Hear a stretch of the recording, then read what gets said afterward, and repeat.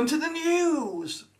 So finally, an MP has come out and said, we have a problem with Pakistani of descent grooming gangs and rapists. Her name is Sarah Champion. And to you, Sarah, I say thank you. Now, you have finally come out and disclosed this being an issue and a problem. Now, you have opened yourself out to verbal abuse, possibly attacks in the future, so you have increased your security because of it. Based on what you have recently said, Nigel Farage has come out and finally admitted we have a problem in the UK. I think the problem is more serious than most people realise, because for 10 years the police have more or less ignored these allegations of these girls saying, I've been raped, please help, please investigate. Because they didn't want to be seen as being racists. So the political correctiveness we have has directly affected our policing. This needs to change, because if things don't change, I foresee a civil war happening. There will be a civil war between white people and Muslims. It's not something I want to see, something I never thought would ever happen in this country, but it will happen. Now, I have a segment for you to listen to. Listen to what Nigel Farage says. He's finally come out and been honest. He doesn't talk about Tommy Robinson because he keeps Tommy Robinson at an arm's length. The reason is that he doesn't want to get into the subject of these rape gangs. He doesn't want to get into the possibility that it might have something to do with their religion. But he's finally come out and said, okay, we have a problem here. Claire Champion, an MP, has finally come out and said something, so I need to as well. So listen to what he has to say. Tell me what you think after you've listened. And do you feel he's finally come out and instead of being or keeping this subject at arm's length and doesn't want to discuss it because he doesn't want to go down the racist or immigration route, or maybe to be accused as a racist. You know, racists or Nazis or bigots or Islamophobes are thrown at people because the left or the centre don't like what they hear. But you've got to ask yourself, do you have the right to speak out? Now, it doesn't matter whether you agree with me or you hate me or you don't like what I have to say. But you should have the freedom to express yourself. That's called democracy.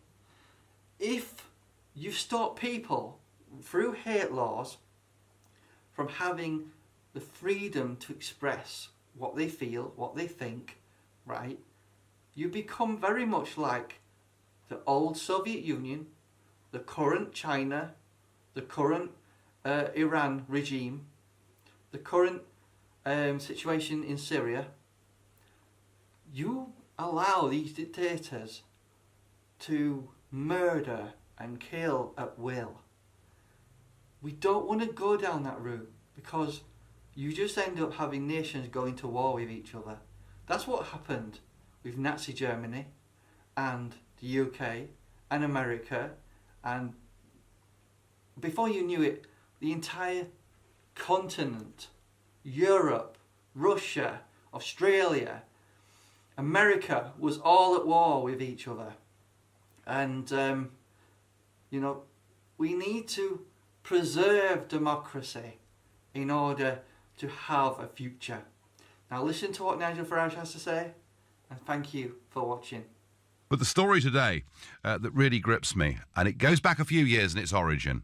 Do you remember when the story broke about what had happened in Rotherham? An independent inquiry told us that over 16 years, 1,400 local girls had been targeted for sexual exploitation.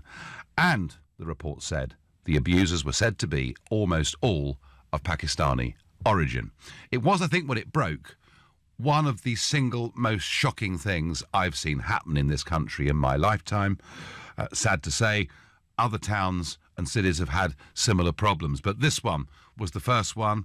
This one was the biggest one, and this one, I think, really did shake the nation to its core.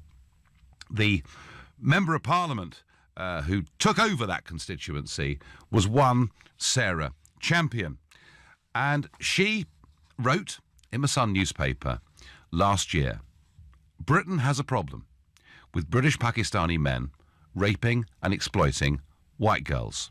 There, I've said it. Does that make me a racist, or am I just prepared to call out this horrifying problem for what it is? Well, now, nearly a year on, there is a building, growing reaction to what Sarah Champion has said. And Andrew Norfolk, who's the chief investigative reporter for the Times newspaper, who, to be fair, above everybody in British journalism, is the one that uncovered the scale of the abuse that was going on in Rotherham and deserves very great credit for doing that. Andrew Norfolk today in the Times has written that Sarah Champion now has been given increased security amid fears that the hard left and Muslim opponents are trying to force her from office, and clearly there is a feeling that there is a direct threat to her. And some of the stuff that is going on in Rotherham against Sarah Champion is really vile. She's been accused of industrial-scale racism, and all of this from a local charity named Just Yorkshire that is campaigning against racism, that has just received a donation from the Joseph Rowntree Charitable Trust. This, the trust, set up by the Quaker 120 years ago, that really got in the news when it gave £300,000 to Cage, if you remember, a human rights group, who described Jihadi John as a beautiful young man. Well, Just Yorkshire, the leader, Dr. Tufail, has accused Sarah Champion of inciting and inviting hatred against minorities. And the list goes on and on of the things that are being said about Sarah Champion. They are doing their best to force her out of that seat as an MP. Indeed, Taliba Yassin, a Momentum supporter, and until recently a member of the Labour-run local authorities cabinet, and she's the one apparently that they would like to succeed Sarah Champion. And she said about Sarah Champion, she has betrayed an entire ethnic group. So the words are, betrayal, the words are racism, the words are division. There is a really very, very nasty campaign going on against Sarah Champion, and it's happening because, I remind you, she wrote in the Sun newspaper, Britain has a growing problem with Pakistani men raping and exploiting white girls. I want to know from you, was Sarah Champion right or wrong to air this view? The Nigel Farage Show on LBC. Call 0345 6060 973. Was the Rotherham MP, Sarah Champion, right or wrong to say Britain has a problem with British Pakistani men raping and exploiting white girls? And a lot of you who are contacting us through text and through Twitter and on the lines are first-timers to this show. This subject has brought a lot of you in. Emma from Sheffield says, having been educated in Sheffield, just down the road, the Pakistani boys always targeted the white girls for casual relationships because it wasn't allowed in their own community. I was not surprised by Rotherham in any way. And Emma there highlighting what she sees as an important cultural difference. Ashish is yet another new caller to the show. He lives in Croydon. Good evening to you. Good evening. People are missing a pattern, right? That's happening with all these cases. The victims are either white girls and in some cases Sikh girls and Hindu girls. The perpetrators are mainly Pakistani Muslim.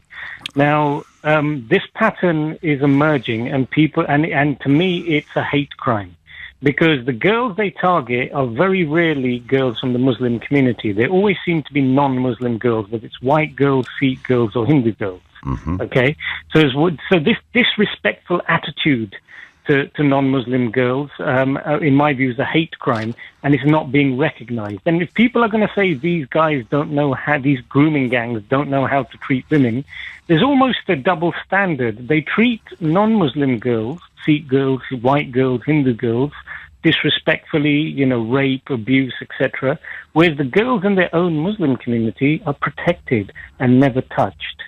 So, there is a double standard, and all these excuses about, oh, well, you're targeting an entire community. When was the last time your callers ever saw gangs of Sikhs in the courts in grooming, or gangs of Hindus? They're in the so-called Asian community. When was the last time you saw gangs of Hindus and Sikhs in the courts doing the same thing? Can I ask you, Ashish, can I ask you what religious group you are part of? I'm Hindu. You're a Hindu, okay. Yeah, and we've seen this in our community since the 1980s, but it was very rarely covered by the media. But now, obviously, the rest of the country is waking up to what these grooming gangs, who unfortunately come from the Pakistani community, they're missing the point. This is a hate crime. They don't target girls from their own community. No, that is an interesting perspective. Was Sarah Champion right to call it the way she did? Of course. I mean, we jump up and down with anger whenever we see newspaper headlines saying Asian grooming gangs. These aren't Asian grooming gangs. The word Asian is just used by some people it's because, Ashish, people are scared to say Pakistani or Muslim or both, because when they do, they receive the kind of abuse that Sarah Champion is now receiving. Exactly, and how do you think Sikhs and Hindus feel when... Listen, that is a point very, very well made. Thank you. Thank you very much indeed for your call and for your perspective. Well done, Nigel and LBC, for talking about this subject. There is a problem, and we need to have an open debate without fear of being labelled racist. I get from Forex Traders UK on Twitter, we do need to have this debate. We should have had this debate many, many years earlier, and saved a lot of lives from being upset and damaged in the way they have been. This should have been happening years ago. Matthew is a new caller from Doncaster. Matthew, good evening. Evening, Nigel. How are you? Very well. Thank you for calling. You've never called me before. What's your view on what happened not so very far away from where you live? So I think the issue with what she said is that she said Pakistani, and really this hasn't got anything to do with their nationality. Right. So I think if she had used the word Muslim, then people wouldn't be able to complain in the same way. Because at the end of the day, it is difficult to argue against the fact that it is linked to their ideology. I think her fear was that if she said Muslim, the hatred against her would have been even worse than using the word Pakistani. But I think the other side of it, though, is that she'd have had more support. Obviously, she shouldn't really have backed down when she initially said these things a year ago either. And, I mean, people like to talk about it being an extremist thing, but at the end of the day, the majority in the Muslim community in these towns is remaining silent. Do we really believe that there's not people in there that know what's going on, that see the signs of abuse, that see the rape gangs, administrating things behind the scenes, and they don't say anything? Well, I mean, it's a problem with the police and the politicians as well, but at the end of the day, it's all coming from one community, and I don't know what people think the end game is if people don't stand up and talk about it.